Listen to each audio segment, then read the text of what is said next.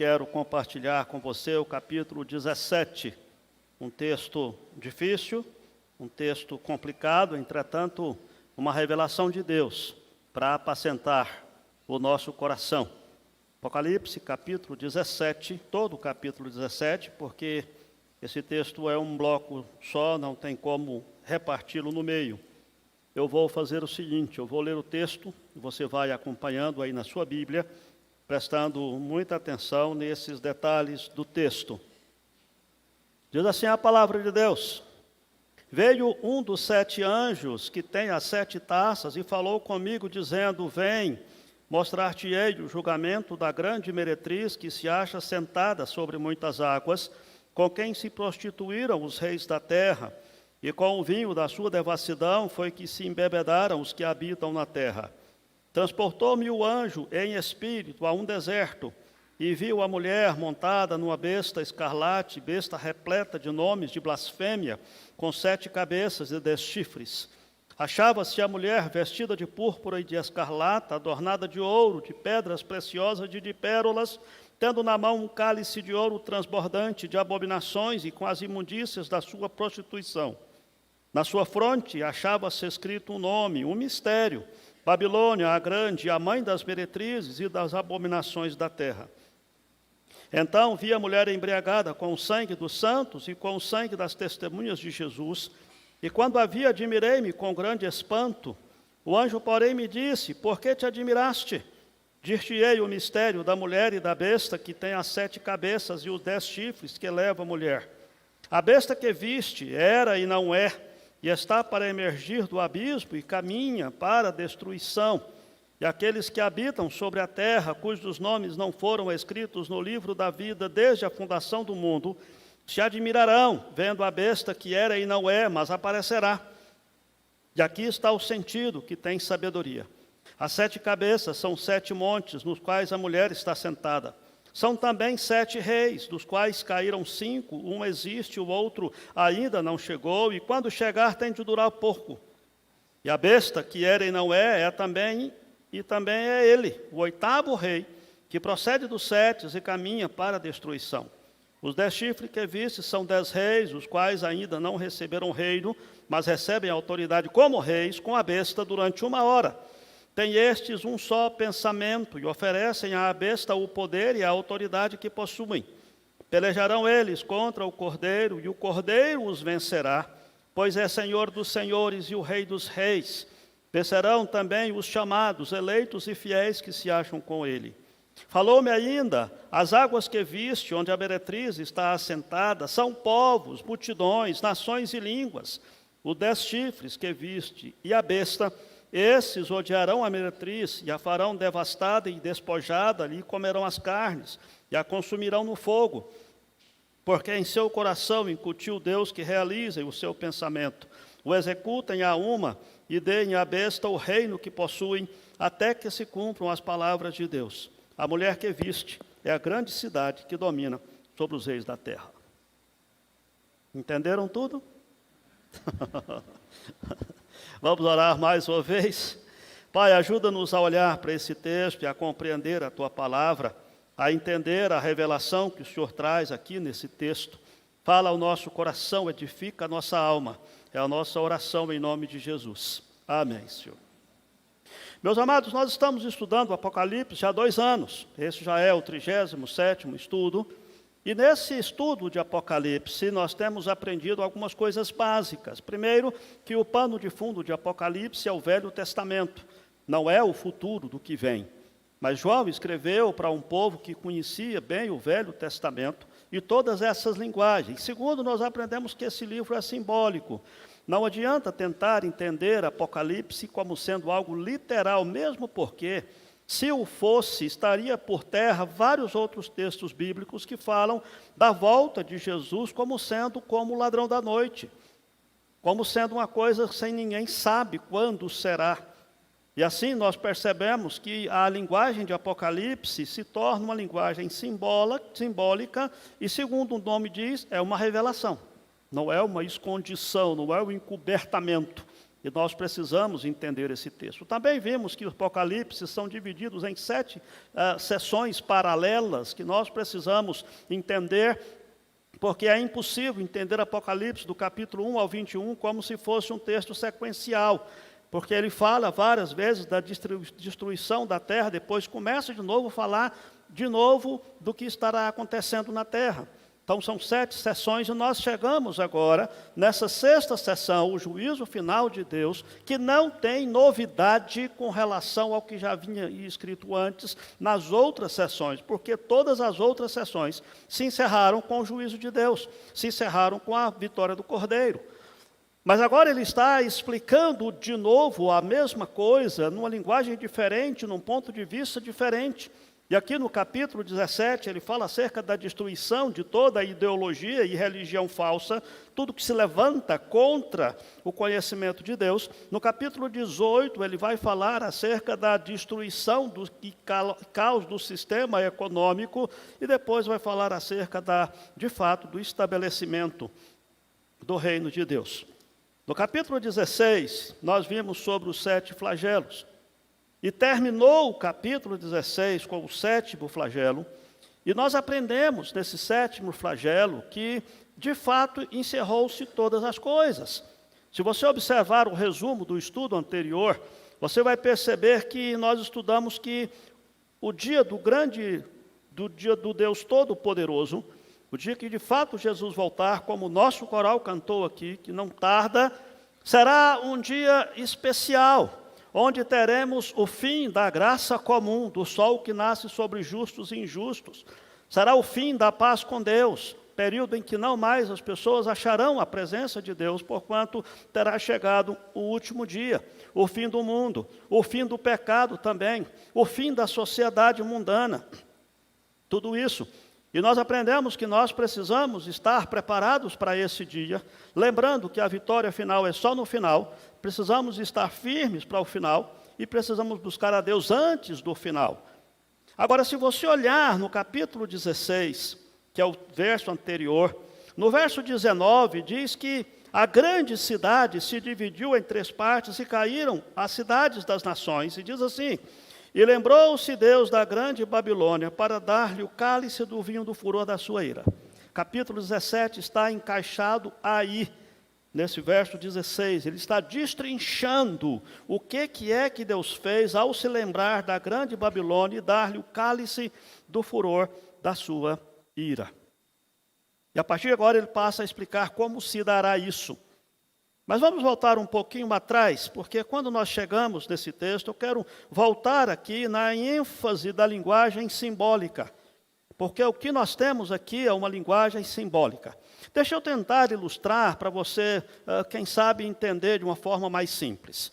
Se você for no exterior, quem sabe na Coreia, e ver esse símbolo aqui, é óbvio que é possível que nenhum de vocês sabe o que está escrito aqui.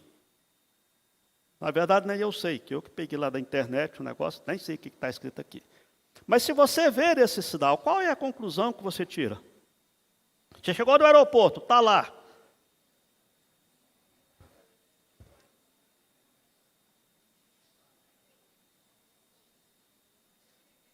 Perceba o poder do símbolo. Nós não entendemos o que está escrito, mas nós entendemos a mensagem. Ou está dizendo que naquele local não se pode usar internet, ou que naquele local não tem Wi-Fi. Agora observem, a linguagem simbólica no Apocalipse é usada para que a mensagem seja um estímulo a todos os cristãos em qualquer época e em qualquer lugar da terra. Ela é colocada em símbolo exatamente para que todos possam entender. E é possível que daqui 200 anos, se Jesus não voltar e com o desenvolvimento da tecnologia, nós não teremos mais Wi-Fi. Será, Cleibe? Capaz que não, né? Eu acho que o Wi-Fi vai ser uma tecnologia suplantada, superada em 200 anos, certeza, né? Se tiver, pelo quanto a tecnologia está tão rápido. Mas o dia que não se estiver mais Wi-Fi, esse símbolo permanece. E se alguém tiver que estudar alguma coisa daqui 200 anos, eles vão pesquisar e vão entender que em 2023 existia de fato esse sinal que queria dizer que não tem Wi-Fi ou que não pode usar a internet. As pessoas iriam estudar o símbolo que nós temos. E Apocalipse é isso. João está escrevendo com símbolos, mas símbolos de 2000 anos atrás, com a finalidade de que esses símbolos possam ser entendidos e interpretados durante o tempo que durar esse período da nossa era, antes de Jesus voltar. É por isso que nós precisamos voltar em Apocalipse e tentar entender os símbolos, porque eles foram colocados lá intencionalmente, com a finalidade de nós entendermos. E aí nós temos então esse símbolo que é visível na Bíblia toda e Apocalipse mais ainda. O símbolo de duas cidades. Uma cidade de Deus e uma cidade dos homens. Chama-se a Jerusalém celestial como sendo a cidade dos eleitos de Deus e a Babilônia como sendo a cidade da devassidão, a cidade que não tem Deus. São símbolos para expressar aquilo que nós precisamos entender. Agora observe, João estava escrevendo o que ele estava vendo. Ele não tinha símbolos visuais como aquele que eu coloquei ali. Eram símbolos verbais. E ele estava escrevendo e mostrando de que a verdadeira igreja é comparada com Jerusalém. E a linguagem, o símbolo que Deus usa para a sua igreja é da noiva de Cristo. Quando você fala noiva, é uma comparação, é um símbolo para mostrar a relação de amor, de fidelidade, de cuidado de Jesus com a sua igreja. Está ali o Doriel e a Elisa, né, que são noivos, né? É um símbolo. De igual forma, ele usa o símbolo oposto, que é o símbolo da meretriz, que é o símbolo da prostituta, que é o símbolo daquele que não tem o cordeiro, aquele que está longe de Deus.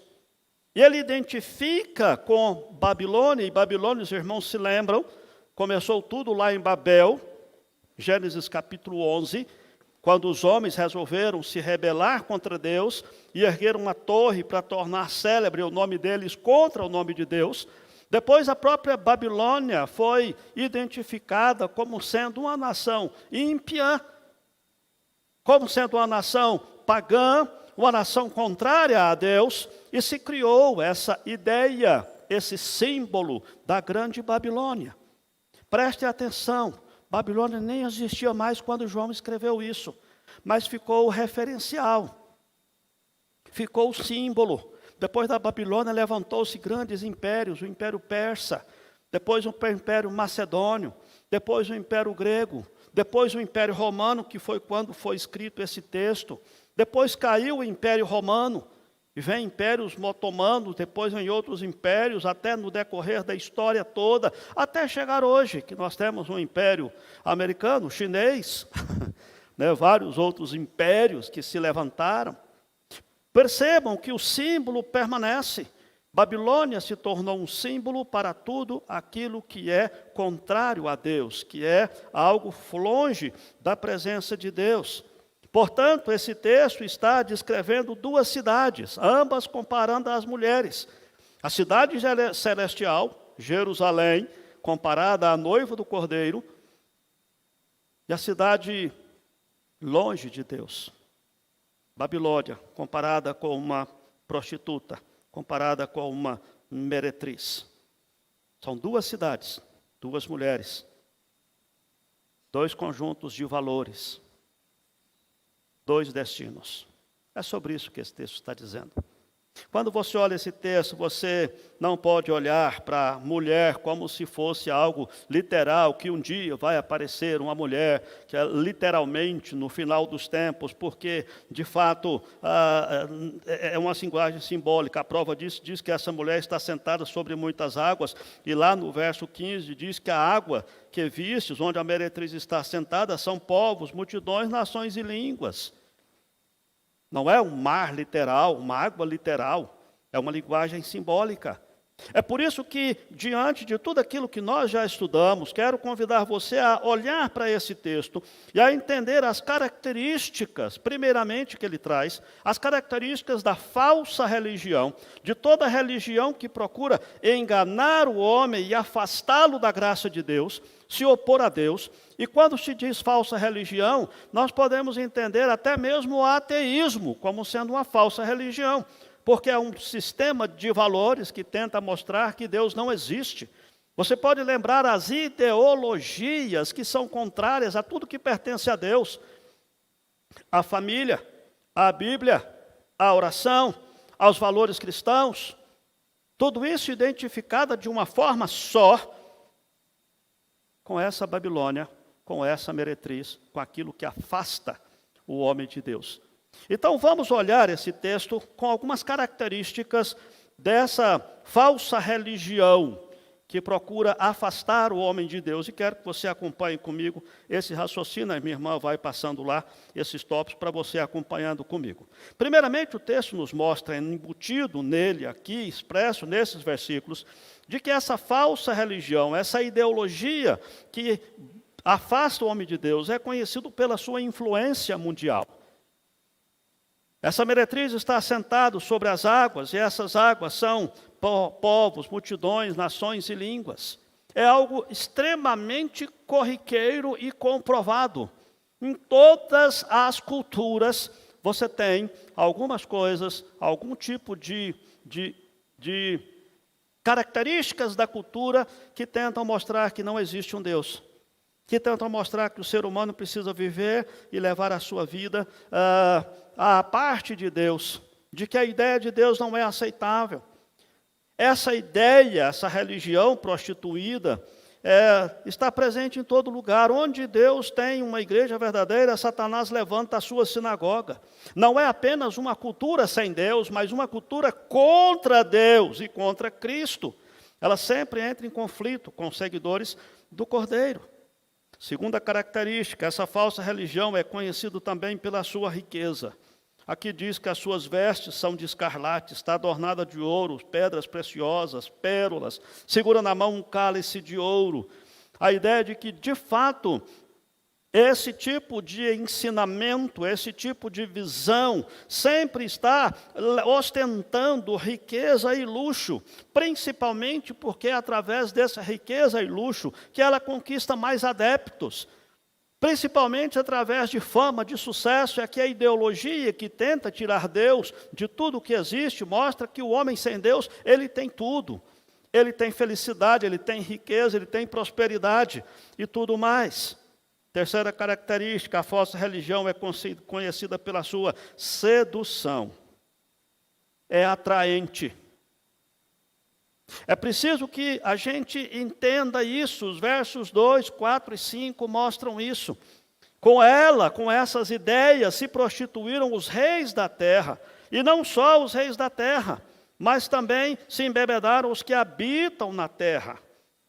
E aí nós olhamos essa ideia da sedução, e vem aqui essa ideia de que, para ajudar nisso, a palavra diz que essa meretriz, ela se assentou, ela montou, ela cavalgou a besta. Está aí no verso seguinte. Preste atenção, essa ideia não é estranha, já estudamos sobre isso, sobre o que é a besta. E daqui a pouco quero voltar a falar acerca disso. A falsa religião é conhecida pela sedução. Tem copo de ouro, tem riqueza, é atraente, é bonito, é chique você ser ateu, você ser de algum tipo de conhecimento que você não se importa com Deus, você é dono da sua própria vida. Isso seduz. Em quarto lugar, falsa religião é conhecida pela sua violência. Diz aqui que a mulher é embriagada com o sangue dos santos e com o sangue das testemunhas de Jesus. Esse tipo de sedução, esse tipo de ideologia, de religião, ele ataca pela sedução e, se quando não consegue, vai pela violência. Não é à toa, amados, de que essa meretriz é sempre aquela que se opõe à noiva e àqueles que são da noiva. Se opõe a Deus e àqueles que são de Deus. É por isso que o cristianismo, que os cristãos sempre foram perseguidos. Se você ler na história, você vai perceber o quanto os crentes são perseguidos. Desde aqui os livros do Evangelho, na época mesmo de Jesus, quanto os apóstolos no livro de Atos, como no decorrer da história, que milhões e milhões de cristãos perderam a vida simplesmente por serem cristãos, simplesmente por professarem a sua fé. E aqueles que estudam a história sabem muito bem disso. A perseguição tem matado milhões de cristãos, simplesmente pelo fato de serem cristãos. E em quinto lugar, vem então aquela afirmação de que a falsa religião está associada com a besta. Preste atenção, quando nós ouvimos a palavra besta, nós imaginamos um monstro de 7 cabeças e chifres e tudo mais, etc. São linguagens simbólicas, queridos. Até um nobre colega disse que eu estou estragando a graça de Apocalipse, né? Não, o pastor está estragando, o pastor está ficando sem graça, porque é bom que a gente lia assim, nem dormia de noite, né? Assustado com aqueles monstros, aquelas coisas todas. Mas é uma linguagem simbólica, o próprio texto está explicando isso. Nós estudamos sobre essa besta quando estudamos o capítulo 13, se você quiser acompanhar, voltar aí uma página, quando ele diz, eu vi emergir do mar uma besta que tinha 10 chifres e 7 cabeças, é a mesma coisa que ele está falando aqui. E ele está dizendo que essa ideologia que leva para longe de Deus é algo que é adotada, apossada e recebe poder dessa besta. Quais são, ou o que é essa besta? A besta é o movimento perseguidor dos cristãos diante de toda a história, personificada em sucessivos impérios mundiais. É quando os próprios reis da terra se voltam e, ao invés de liderar o seu povo para adorar a Deus, lideram o seu povo contra Deus. Nós já aprendemos acerca disso. Daniel capítulo 7 fala acerca de bestas que representavam os impérios da Babilônia, Pérsia, Grécia e depois Roma, e que surgiriam na história, que fala acerca de impérios que já foram. A propósito, com a mesma ideia, que não adianta você olhar para esse mundo e achar que um dia os impérios, os poderosos, os governos vão olhar para Deus, mas a tendência desses impérios é serem contra Deus. E nós aprendemos, o número 7, o número 10, são números que indicam a perfeição. Para nós, talvez, a gente tem que estudar e fazer um monte de pesquisa para chegar a essa conclusão, mas para aquelas pessoas que receberam esse texto originalmente, não. Eles já sabiam disso. É como se eu dissesse para o Boni, Boni, o seu terno está nota 10. Todo mundo está sabendo o que eu estou dizendo. Eu estou dizendo um símbolo de perfeição na nossa cultura, na nossa linguagem, quando se fala nota 10. Então a ideia de 7 é a ideia de perfeição, de que todos os impérios, todas as nações se rebelarão contra o Cordeiro. Nós aprendemos exatamente isso, de que essa besta que João está sugerindo aqui, é maior do que qualquer dos impérios individuais, mesmo o Império de Roma, que era o que mandava naquela época. Percebam aqui, queridos, a força do simbolismo. Se ele tivesse falado, explicado de que essa besta era o Império Romano, nós, hoje, olharíamos para esse texto e diríamos, bom, isso não é problema nosso. O Império Romano foi naquela época, acabou, nem existe mais, você tem a cidade de Roma, mas é na Itália, uma cidade qualquer. Mas o simbolismo é para mostrar que o Império Romano, naquela época, era contra Deus, perseguia os cristãos, aprontavam, jogavam os cristãos lá nos espetáculos, às feras, e matavam os cristãos de tudo quanto é tipo, e eles mostram, identificam como sendo uma besta fera, uma fera brava, que tortura, que persegue, que tritura, que estraçalha os cristãos. E isso é o símbolo de todos os movimentos que no decorrer da história fariam, fazem e ainda farão antes de Jesus voltar. Lembram-se da Santa Inquisição? Quantos cristãos morreram? Noite de São Bartolomeu, se você verificar depois no Google, 70.000 cristãos huguenotes morreram numa só noite. Por isso que usa o simbolismo. Quando se fala de besta, fala dos impérios, dos governantes, dos reis, que perseguem os cristãos como uma fera indomável. Não só do Império Romano, mas da Babilônia, quando existia a Babilônia, no Persa, do Império Romano. Se você se lembrar, inclusive, da Alemanha nazista, de igual forma, quantos judeus foram mortos exatamente por causa da sua ligação com o Velho Testamento. Essa é a ideia da meretriz e da besta. Os impérios e os sistemas que dominam os impérios.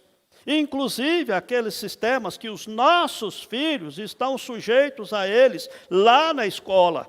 Razão pela qual os pais precisam ficar atentos aos valores que os filhos estão recebendo dos seus professores. Porque muitos desses valores tentam incutir na cabeça das nossas crianças tudo aquilo que é contrário a Deus e às coisas referentes a Deus, aos ensinamentos de Deus. São símbolos que permanecem por todo o tempo até Jesus voltar. Mas aí tem uma parte abençoada do texto, a parte 2 do texto, que fala acerca da vitória do Cordeiro e da sua igreja. Se você olhar no capítulo 17, depois de explicar tudo isso, ele vem no verso 14, pelejarão eles contra o Cordeiro, e o Cordeiro os vencerá, pois é Senhor dos senhores e Rei dos reis. E tem mais, vencerão também os chamados, os eleitos e fiéis, que se acham com o Cordeiro. Veja, ele descreve uma cena absolutamente, agora podemos falar com legitimidade, apocalíptica, né? Um exemplo assim, uma coisa bem trágica, e ele diz, a coisa está feia, e levantam-se as nações contra o povo de Deus, e tudo mais. Ele diz, mas tem um detalhe, o Cordeiro os vencerá. E aí ele vem falar 3 coisas aqui, o fim da besta, dos versos 8 até o verso 11, o fim dos 10 reis, dos versos 12 a 14, e o fim da meretriz, dos versos 15 e 16. Quando ele fala acerca do fim da besta, ele fala do fim dos impérios que se levantam contra Deus. Quando fala acerca do fim dos 10 reis e de todos os governantes e autoridades que, ao invés de conduzir o seu povo pelos caminhos de Deus, os conduzem para longe de Deus.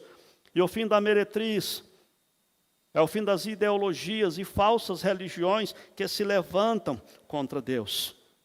Observe, a besta se voltará contra a própria meretriz e cumprirá a palavra de Deus. E aqui tem uma coisa que é interessante. Porque ao mesmo tempo que a besta recebe poder, ao mesmo tempo que a meretriz, ela recebe o poder das nações e dos impérios, chega no final, ele diz que os 10 chifres que viste a besta odiarão a meretriz e a farão devastada e despojada, e lhe comerão as carnes e a consumirão no fogo. Preste atenção, queridos. A cena que Apocalipse traz é de que o mundo vai destruir a si mesmo. Não podendo vencer a Jesus, então ele se volta contra toda sedução e falsa religião e destrói as próprias falsas religiões. Babilônia será destruída, ridicularizada. Aqueles adornos, aquela riqueza toda, aquele glamour, será jogado por terra pelo próprio mundo. E aqui já fica um alerta. Cuidado quando os seus olhos brilharem para as coisas desse mundo. Porque são coisas traiçoeiras. O próprio mundo derruba aqueles que seguem. A própria Babilônia, esse próprio império que vai contra Deus, derruba aqueles que neles confiam. E diz a palavra no verso 17, é porque no seu coração Deus incutiu que realizem o pensamento e executem a uma e deem à besta o reino que possuam, até que se cumpram as palavras de Deus. Deus está no controle, gente. Deus está no comando. É Deus que estabelece, é Deus que dá essa liberdade para que o próprio pecado prolifere. Porquanto Deus tem um propósito, Deus tem um tempo decidido e delimitado, quando Ele de fato estabelecerá o final de todas as coisas. E a soberania de Deus domina até sobre os seus inimigos. Ela é absoluta. Lembre-se, o reino das trevas não é um reino do diabo que está em pé de igualdade com o reino de Deus, e ambos lutando em pé de igualdade. Não, irmãos. O que nós temos aprendido em Apocalipse o tempo todo é isso. O Cordeiro é soberano. Deus é soberano. Não existe um reino das trevas em igual poder que Deus e que estão lutando para ver quem vence. Não. O diabo não é o rei do inferno, poderoso e absoluto. O diabo é um condenado do inferno, estabelecido por Deus. A gente vai ver isso nos capítulos 19 e capítulo 20, quando falarem acerca da prisão de Satanás. E uma coisa que você precisa entender é que essa vitória do Cordeiro é por causa do seu sacrifício. Ele é o Cordeiro que morreu, e por causa da sua, vamos dizer assim, da sua autoridade. Ele é o Rei dos Reis. Talvez você diga, mas pastor, por que então que Deus não acaba logo com isso? Por que Deus não exerce a sua soberania? Calma! Deus tem o seu tempo. Nosso coral acabou de nos lembrar isso. Ainda que pareça demorada a volta de Jesus, ela é certa no tempo certo. E a Bíblia nos diz em outros textos que Deus é longânimo e não quer que ninguém pereça. Quando fala que Deus é longânimo, quer dizer que esse tempo é por minha causa e é por sua causa. É para que você entenda, para que você busque a Deus, para que você viva na presença de Deus, porque o dia que Jesus voltar será como juiz. Será a vitória final de um juiz, não como salvador. Longanimidade quer dizer que Deus tem uma paciência exagerada. Longanimidade não é paciência infinita, porque um dia a paciência de Deus acaba. Aliás, um dos textos que mais me choca o coração e me deixa assim, com taquicardia, é um texto de Jeremias, capítulo 16 ou 17, acho que é 16, quando diz assim, Deus falando para o seu povo, Deus diz assim, cansei de ter paciência. A Jesus, amado, diga que Deus cansado de ter paciência com a gente. Mas é isso. Assim como Deus cansou de ter paciência com o seu povo no Velho Testamento, e mandou o cativeiro, e mandou o império babilônico, né? O assírio, depois o babilônio. Deus usa essas nações para cuidar e até mesmo trazer o seu povo para perto de si. E nesse sentido é que nós precisamos lembrar de que a vitória de Cristo já está declarada, já está decretada, e ela acontecerá. Não importa aí exatamente o que seja a besta, o que sejam 10 reis, o que seja a meretriz, seja lá o que for, serão vencidos. Ponto final. A vitória de Jesus será absoluta. Pode até parecer que durante algum tempo as forças anticristãs pareçam estar ganhando e ter domínio. Lembram-se, nós estudamos no capítulo 11, não sei se você se lembra, no verso 7, diz assim, as duas testemunhas representando os servos de Deus, no Novo e no Velho Testamento, diz assim, quando tiverem então concluído o testemunho que devem dar, a besta que surge do abismo pelejará contra essas duas testemunhas de Deus, as vencerá e a matará. E os irmãos se lembram que nós estudamos naquela época exatamente isso. Deus permite que seu povo passe pela perseguição, que seu povo passe pelo sofrimento. Deus permite até que o mal pareça prosperar, como nós achamos hoje que parece prosperar, a injustiça, a corrupção, os maus. No entanto, nós precisamos lembrar de que essa felicidade dos ímpios é uma felicidade falsa. Ela não permanecerá, ela não perseverará. E a igreja vencerá junto com Cristo. A igreja é a noiva do Cordeiro, é a cidade santa. A igreja vence o dragão, a igreja vence a meretriz, a igreja vence a besta. A igreja é mais do que vencedora. Por mais que atualmente pareça que ela é mártir, mas ela é vencedora. E no final de tudo, Deus estará trazendo um fim a tudo isso. E aqueles cujos nomes estão escritos no livro da vida vão enfrentar vitoriosamente tanto a sedução do mundo como a sua violência. Qual a conclusão que nós tiramos desse texto? E algumas aplicações para o nosso coração.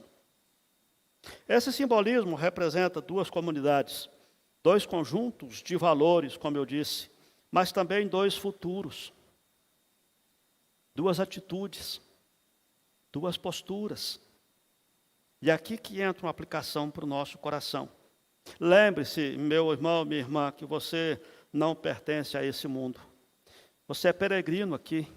Você foi comprado pelo sangue do Cordeiro. A sua cosmovisão, a sua forma de enxergar esse mundo não pode ser simplesmente de alguém que não tem conhecimento disso. A ideia de que todo mundo faz isso não serve para você, porque você não é mais todo mundo. Você foi tirado do império das trevas e transportado para o reino do Filho do seu amor.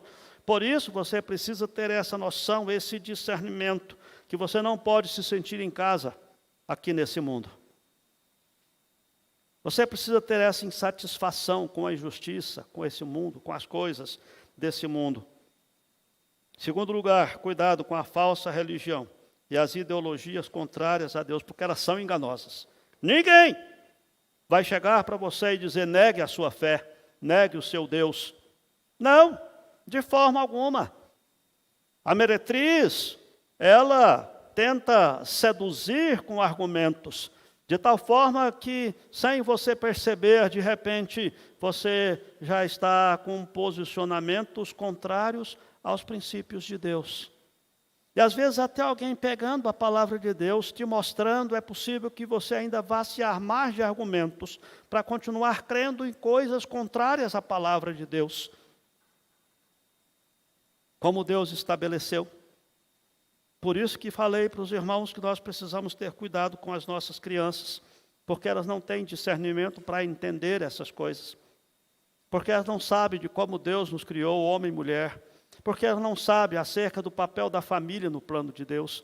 Porque elas não sabem absolutamente nada sobre o assassinato em forma de aborto. Porque elas não sabem absolutamente nada sobre essas questões envolvendo a fé. Os pais precisam ser os guardiões para proteger as crianças dessa grande meretriz, dessas ideologias que tentam afastar as pessoas de Deus. E por último, volte o seu coração para o tesouro celestial. Não se deixe seduzir pela fascinação dessa terra. Eu sei que Deus tem aberto várias portas para você, tem te abençoado. Eu sei que nós precisamos ser testemunhas, não é só dentro da igreja, pelo contrário, nós precisamos ser testemunhas nesse mundo, ser sal e luz desse mundo, mas você precisa tomar cuidado para você não se deixar seduzir pelas fascinações desse mundo. Ter riqueza, ter status, ser bem visto. Cuidado para o seu coração não te enganar, porque você será continuamente seduzido,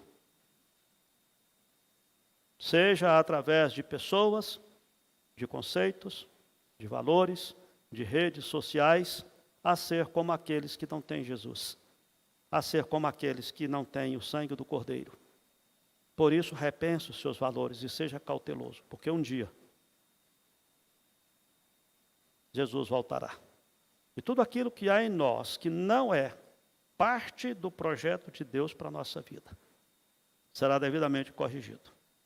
Que Deus abençoe a sua vida, que Deus guarde o seu coração, que mesmo sendo um texto da palavra difícil, você procure compreender e colocar no seu coração a necessária consagração daquilo que Deus tem feito de você você possa crescer em santidade.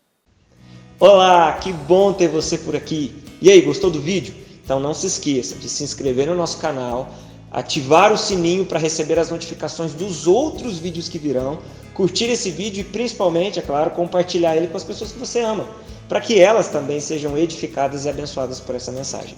Nos siga também nas outras redes sociais que estão aparecendo aí na sua tela, para você poder acompanhar melhor os nossos horários e as nossas programações. Tá bom? Que Deus abençoe sua vida e até o próximo vídeo.